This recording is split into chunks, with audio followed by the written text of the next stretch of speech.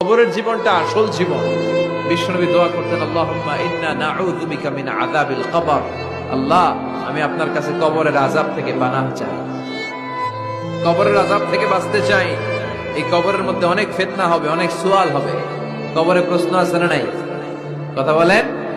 প্রথম প্রশ্ন জিজ্ঞেস করা হবে, মার রব্বুক, তোমার রব কে? বলেন, আমাদের রব কে? ওয়া মা দীনুক, তোমার ধর্ম কি? বিষ্ণুনবীর চেহারা দেখিয়ে বলা হবে, তাআরিফু মান হাযার রাজুল, এই লোকটারে চিনো? আমরা কি বলবো?